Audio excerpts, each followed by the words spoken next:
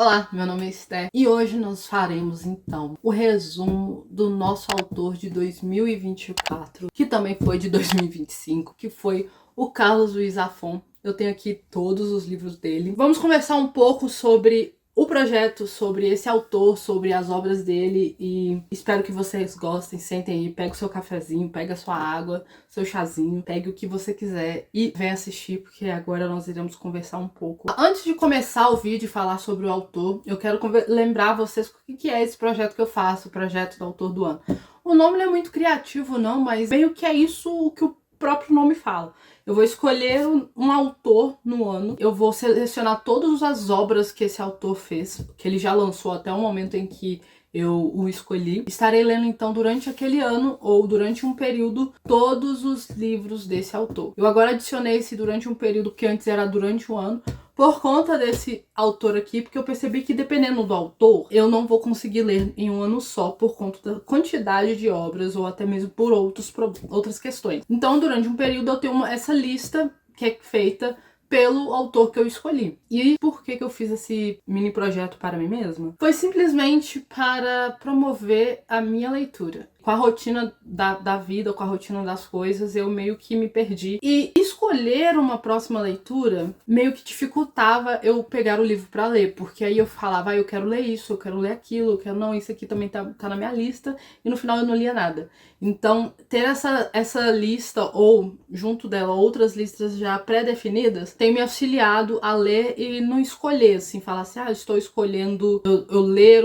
a sinopse, meio que assim, gastar tempo selecionando. Simplesmente decido, essa lista ou a outra lista. Então, esse é o projeto. Vou estar deixando aqui nos cards e no box de descrição, mas já vai fazer 5 a 4 anos que eu faço esse projeto, já fiz outros autores. E é isso, esse é o projeto e isso é a intenção de fazer. Se você tá tendo dificuldades para ler, recomendo fazer esse projeto. Recomendo você fazer essa pré-lista de leitura, onde você já tem o que ler, o que fazer com suas leituras durante o ano. Então, seguindo o vídeo, vamos então conversar um pouco sobre o autor de 2024 e 2025, que foi o Carlos Ruiz Zafón. O Carlos Ruiz Zafón, a gente sabe que ele é um autor barcelonês e ele, no final de sua vida, ele vivia ali em Nova York, né? Mas as suas obras, todos os seus livros, suas histórias irão acontecer majoritariamente na Espanha, especificamente em Barcelona.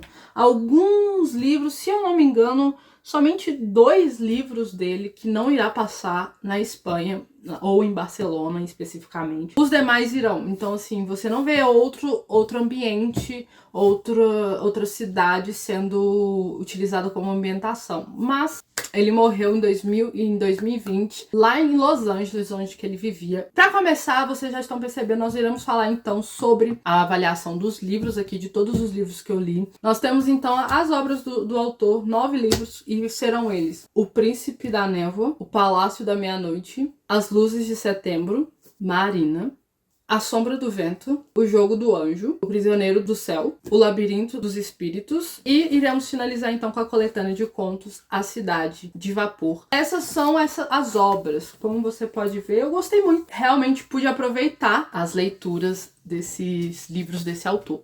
Graças a Deus. Como que eu divido as obras do autor? Aqui eu vou literalmente dividir por público, que foi meio que a forma que o autor dividiu as suas obras. Ele ficou conhecido por essa obra, A Sombra do Vento, que é um romance que é direcionado para o público adulto. Então a gente vai ter essa série que é A Sombra do Vento, vai ser o primeiro livro. O Cemitério dos Livros Esquecidos é o último vídeo aqui lançado aqui no canal. Essa série vai ser direcionada para o público adulto. Quer dizer, não, é simplesmente porque aqui a gente vai ter, sim, teremos cenas que não são pra qualquer pessoa, mas essa série quer dizer que quem é adolescente, infanto-juvenil não pode? Não, é simplesmente a forma que ele dividiu mesmo. E nós temos então o outro público dele, que já são obras isoladas, tá? Elas não estão linkadas por história e personagens, são livros individuais mesmo, que são infanto-juvenil. Lembrando que o autor sempre deixou muito claro que ele nunca quis com que fosse agarrado nessa nessas classificações. Mas ele também dividia nessas classificações, então eu nunca entendi. A gente tem então, 4 livros infantos juvenis que serão compostos, então, pelo Príncipe da Névoa, o Palácio da Meia-Noite, Luzes de Setembro e Marina. Serão nessa ordem, tá? Essa é a ordem que ele lançou. Lembrando que a Marina será, então, esse divisor de águas da fase infanto-juvenil para a fase adulta do autor. Lendo os livros, eu acho que tem uma razão para ter essa classificação da qual podemos respeitar. Então nós vamos então para a nossa classificação e irei fazer então um breve resumo dos 3 primeiros livros. Eu vou estar falando do menor para o maior, ok? Nós temos aqui em 9º lugar A Cidade de Vapor, que é os contos reunidos do autor. Em 8º lugar, então, teremos o Palácio da Meia-Noite. Em 7º lugar, O Jogo do Anjo. Em 6º lugar, nós temos As Luzes de Setembro. Em 5º lugar, O Labirinto dos Espíritos. Em 4º lugar, nós temos, então, A Sombra do Vento, o livro mais famoso do autor. O 3º lugar vai ser O Príncipe da Névoa. Nesse livro, eu já fiz vídeo aqui no canal, lembrando. Mas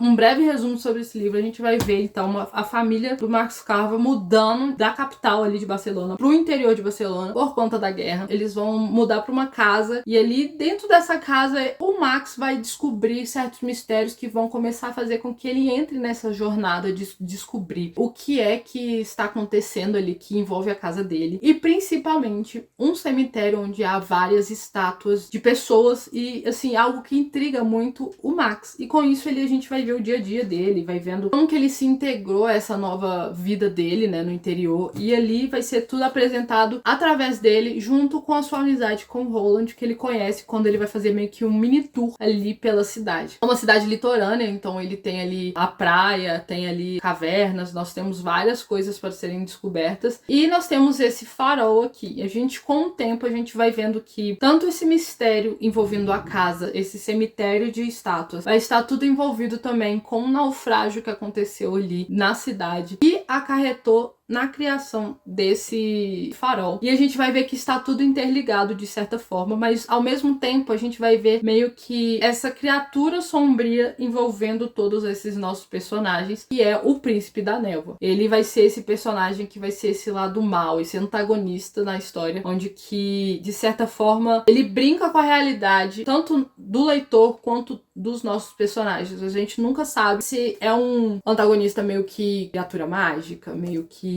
um inimigo que não é físico. A gente fica naquela briga ali pra saber e a gente vai ver então essas crianças. A gente vai ter o Roland, vai ter o Max, vai ter a irmã do Max, a família do Max envolvendo ali nesse mistério. E a gente vai vendo como que essas buscas e essa corrida atrás desse mistério, quais são as consequências para essas crianças e suas famílias. E a gente então vai chegar ali no final pra ver o que é esse mistério, o que tem a ver o Príncipe da Névoa com toda essa história que envolve a casa que o Max se mudou, esse cemitério com essas estátuas e também esse naufrágio. O que isso tem a ver com cada um. E assim, uma coisa que a gente aprende do nosso autor no primeiro livro dele é a questão de como ele consegue fazer um emaranhado de coisas, ele reunir diversas coisas junto de quesitos locais, situações, características de personagens, até mesmo de sentimentos que os personagens estão vivendo. A gente começa a ver que o autor lá na frente vai interligar eles de certa forma. Foi uma experiência muito gostosa de ter novamente, de relembrar essa história e de até mesmo pegar certas coisas que eu não tinha pegado na primeira leitura que eu fiz desse livro. E aí a gente então vai pro nosso segundo lugar. Eu ainda tenho muita dúvida se ele ficará no segundo, porque eu acredito que futuramente ele vai pro primeiro, com certeza, que é Marina. Marina é a mesma situação que o Príncipe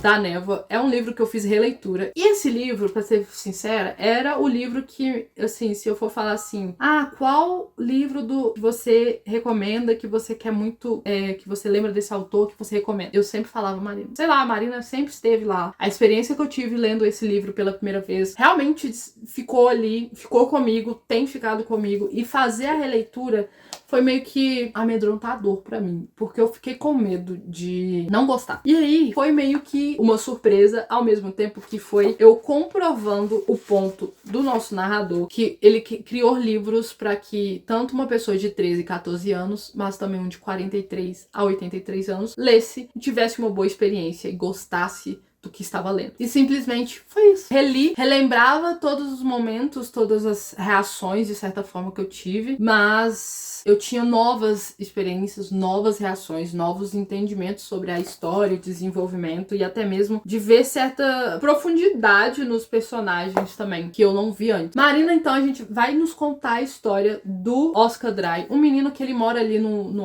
orfanato ali em Barcelona. Por ele viver ali no orfanato, ele meio que consegue, quando acaba as aulas do orfanato, ele sai e vai fazer seu mini tour, conhecer um pouco, para pelo menos esparecer, né, sentir um ar novo, respirar um ar novo ali no Barcelona. Dentro dessas corridas aí, desses tours que ele faz, esses desbravamentos que ele vai fazendo, principalmente na área antiga de Barcelona, a gente então vai ver ele entrando dentro de uma casa onde ele achava que não era, que era abandonada, e ele acaba vendo que não é, e com o fugir dele, quando ele, né, é pego dentro da casa, ele acaba levando um relógio, e esse relógio ele acaba se sentindo muito culpado, ele volta pra devolver, ele indo pra devolver, ele chegando lá, ele conhece então a Marina. Marina então vai ser essa menina que vai ser a filha do dono do relógio, e ela é uma menina também solitária, uma menina que não tem amigos da idade dela, uma menina que vive com um pai doente e acaba meio que vivendo pra ajudar o pai, ao mesmo tempo perdeu a mãe drasticamente, então assim, ela não é uma menina comum, já que ela não convive com crianças da idade dela. E aí, então a gente vai ver a Marina tentando fazer e fazendo essa amizade com o Oscar Dry através de um mistério que ela tem com ela, que ela tem corrido atrás pra descobrir o que é. E ela conversando com o Oscar Dry, eles acabam então entrando nessa jornada juntos. E qual é esse mistério que é o que vai nos levar toda a nossa história? A Marina, ela simplesmente vai no cemitério, no cemitério onde que a mãe dela também tá enterrada, mas ela descobriu que tem uma pessoa que chega lá todo dia, no mesmo horário, da mesma forma, colocando as mesmas flores em cima do mesmo túmulo, e ela tem essa pulga atrás da orelha em relação a isso, porque ela não sabe quem é essa pessoa, por que ela faz isso sempre. Quando ela vai ver quem é a pessoa que está enterrada, ela descobre que não tem nenhuma informação, ela já tentou achar, ela não consegue, e com o Oscar Dry junto com ela, o Oscar e ela então vão atrás desse mistério, de desvendar esse mistério, quem é essa pessoa que vai lá sempre, quem é essa pessoa que está enterrada, e por que ela está intrigada com isso, e no final de tudo eles acabam entrando num mistério meio que já de anos. Essa história vai acontecer em 1980, uns 15 anos antes. A gente vai começar em 1980, mas a história mesmo acontece ali em 1970, em 1969, por aí. Esse livro, ele vai envolver muito essa questão de vida ou morte, de vida eterna, tanto do lado espiritual quanto no lado mais científico da coisa. E assim, é muito interessante porque é um livro que vai ser será um livro totalmente diferente dos outros livros infanto-juvenil dele, onde que ele já colocava muito suspense, algumas cenas de terror, algumas cenas muito boas de ação. E aqui ele vai fazer umas discussões e ele vai colocar a violência, de certa forma, que não é igual ao que a gente lia antes, sabe? Nos outros livros dele. E aqui ele mesmo fala que é um livro onde que ele gosta muito e que é essa transição dele da sua juventude para sua vida adulta. Então, assim, recomendo muito. Se você fala, não sei que livro que eu leio dele, leia Marina. E aí nós vamos, então, para o primeiro livro, o livro número 1, O Ganhador, para as obras do Carlos Ruiz Zafón. Até hoje, eu não entendo, eu não sei como que eu gostei desse livro e favoritei, de certa forma, esse livro, comparado aos outros livros. Eu aqui, junto com vocês, tentarei mostrar para vocês o porquê que eu gostei. E eu coloquei O Prisioneiro do Céu como o primeiro livro. O que vai nos contar a história do Prisioneiro do Céu? Esse livro é o único livro que, meio que, entre aspas, vai fazer necessário você ler livros anteriormente. Mas, se você não quiser, dá pra entender a história aqui. A história desse livro, então, que vai ser, então, ali em 1957, vai ser ambientada ali no Natal de 1957, onde que a gente vai ter um estranho entrando dentro da livraria Samperi, e ali ele vai chegar e vai procurar pelo Firmin. A gente fala quem é essa pessoa, por que está procurando o Firmin, assim como o Daniel, que é a pessoa que recebe ele. Essa pessoa compra um livro na mão do seu império, um livro muito caro, uma edição muito, muito cara ali, e deixa para o Firmin com um recado. O Daniel, ele segue essa pessoa para tentar descobrir quem é, mas no final ele volta e encontra o Firmin e fala: olha, não sei quem é, fui atrás, ele foi morar ali num lugar tal, mas ele te deixou esse livro, ele comprou e te deixou esse livro. Quando o Firmin vê isso, ele então começa a mostrar que isso talvez esteja conectado à sua vida passada, que a gente não sabe. A gente não sabe quem é Firmin antes dele estar dentro da nossa história. Então, assim, a gente fica naquela coisa de, tipo assim, quem é Firmin? Quem é essa pessoa que chegou e que, pelo visto, está conectado com o passado de Firmin? E aí, a gente, então, nesse livro, a gente vai conhecer um pouco sobre a vida do Firmin. Um período muito específico, que é o período em que ele foi preso, mas foi o Firmin contando pra ele, e ele tendo esse momento onde que o passado dele conecta com o seu presente. E a gente conhece o passado do Firmin, e a gente começa a entender o nível que o autor, Carlos Ruiz Zafón, tá dando pra sua série. O que que ele irá conectar pontos que a gente vê da história principal. Mas, se você quer entender um pouco como é que é a série em si, eu recomendo, vai lá, assista o vídeo que eu falo sobre essa série. É um pouquinho longo, mas vale muito a pena, onde que eu vou te dar um contexto bem completo dessa série. E eu vou te mostrar, talvez, o porquê que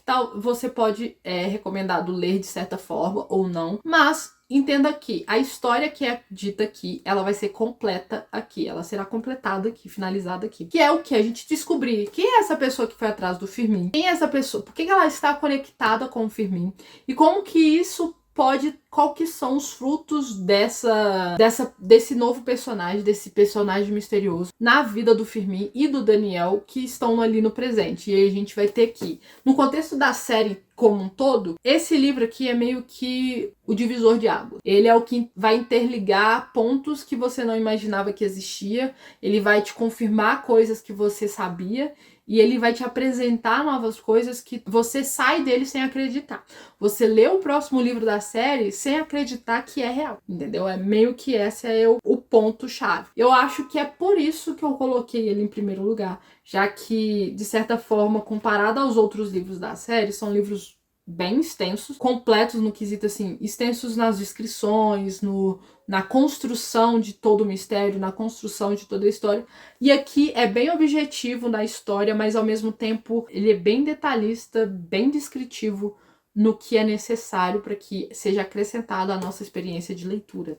Então, assim, esse foi o meu livro favorito. Com isso, eu quero conversar um pouco sobre a escrita do autor. E eu acho que é muito interessante falar sobre a escrita de uma forma separada, porque cada um vai ter a sua experiência, cada um vai ter o seu gosto de leitura, o seu gosto de escrita, e isso não é um problema. Em quesito da escrita do autor aqui, do Carlos Ruiz Zafón, eles falam que em espanhol ele tem uma escrita muito poética. A escrita dele em espanhol é muito poética. Eu vou dizer que, de certa forma, em alguns, principalmente no quesito descrição de algumas coisas, e a forma que ele vai apresentar a sua história, sim, eles conseguiram passar pra gente, através da tradução, essa magia, essa poesia, essa delicadeza do autor em escrever. E ele vai ser muito específico de temas ali dentro da sua história. Todos esses temas dele são temas que acredito que ele tenha entrado em discussões, né, em particular. As obras dele infanto-juvenil são obras mais curtas, como você pode perceber. Então, ele é mais objetivo, mas ele é um autor que ele vai fazer muito o jogo de palavras. Ele vai selecionar sempre na obra uma característica, um adjetivo em que vai meio que ser levado durante a leitura. Então, você sempre vai ver isso sendo citado durante a leitura e que sempre vai nos lembrar de coisas importantes da história. E a forma que ele vai fazendo isso é bem sutil, não é aquela coisa jogou ali e ele apareceu, não. É de uma forma bem natural dentro da obra que você, por exemplo, na primeira vez que eu li eu não reparei, e agora que eu reli eu pude reparar essas jogadas, essas formas que que ele faz. Ao mesmo tempo que uma coisa que eu gosto muito desse autor, pra ser sincera, é a questão de como você consegue se sentir envolvido nas cenas de ação e principalmente no suspense que ele vai criando. Por que eu falo isso? Se você pegar, por exemplo, o livro Marina, que é um livro que eu acho que dentro do infanto-juvenil dele, comparado aos outros, é mais pesado de certa forma, você sentir uns breves arrepios, não de medo, mas do suspense que o autor vai criando dentro do livro em pleno sol de meio-dia. E a leitura, a escrita dele te cativa de uma forma que você consegue ser absorvido nesse universo dele. Já li alguns autores que são da mesma forma que ele, da questão de descrição, mas eu sempre achei muito chato no quesito assim, pra quê? Um autor que eu gosto muito que é bem descritivo, que é bem, assim, ele gosta de falar da cor da parede, por exemplo, o Rick Riordan, temos o Stephen King. São autores que, meu Deus, assim, meu Deus, ele vai descrever o ambiente de uma forma que você fala assim, será que é necessário? Mas assim, é interessante, alguns momentos são, mas tipo, às vezes no momento que não era o momento pra estar escrevendo assim, eles vão e colocam. Por exemplo, tem a Leigh Bardugo, que foi uma das autoras que eu li aqui também, que ela é muito boa. Uma última obra dela, que é o que eu li dela, que foi A Nona Casa, ela é cheia, nossa, ela descreve assim muita coisa. Ela dá detalhes muito específicos e, assim, minúsculos ali dentro da obra dela. Tá no meio do mistério, tá no meio da ação do momento e ela começa a me descrever a parede. Que, assim, quer dizer que vai ser sem sentido? Algumas são, entendeu? Outras não. Outras você fala, não, agora entendi porque ela fez isso. Mas outros você fica assim, por quê? Sabe? Podia... Entendeu? E uma coisa que eu gostei do Carlos Luiz Zafón é que ele tem essas características, mas ele vai ser muito mais... Ele vai focar muito mais esses detalhes, não na descrição dos locais, mas das histórias. Então você vai ter um tempo muito longo ouvindo as histórias. Mas a gente, por exemplo, se você for ler todos os livros dele, eu não falo só infanto-juvenil, eu falo até das séries, todos os livros dele irá ter de 3 a 4 versões da mesma história. Aí você fala, mas pra quê? Gente, tem pessoas que não gostam. Tem pessoas que, poxa, uma versão inicial e uma versão final, tá ok, tá bom, faz sentido colocar isso tudo.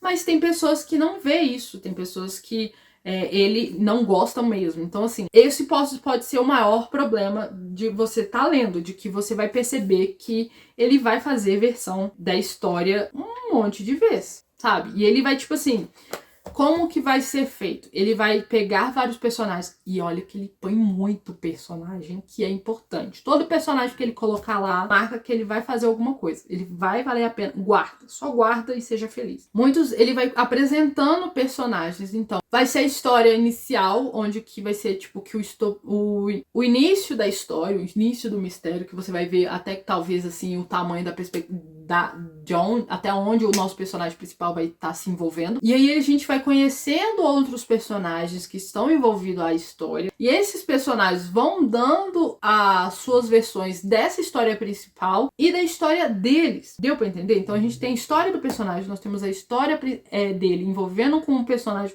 com a história principal, e nós temos o final dessa história principal depois de toda essa atualização. Isso pode cansar às vezes. Olha que ele faz isso num livro deste tamanho, que tem menos de 200 páginas. Então, eu vendo outras pessoas comentando sobre o livro, eu vi que algumas meio que falaram assim, isso aqui pode incomodar, isso me incomodou, e eu vou dizer, pode incomodar. Mas eu acho que é muito bom no sentido de que recapitular tudo que a gente já descobriu. A gente pegar essas histórias que vão ser dadas pra gente, sempre no intuito de reunir tudo que já foi descoberto, colocando nos lugares certos, nos momentos certos da história, e atualizações. Às vezes, através dessas pessoas contando a história, a gente vê novas informações, ou informações que não eram verdades. Então, assim, eu gostei muito dessa forma que ele constrói a sua história. E aquela questão, algo que eu acho muito legal de todas as histórias dele, é que ele vai fazer um misto onde que você tem meio que um sobrenatural ali, e a realidade e o não sobrenatural, vamos colocar assim.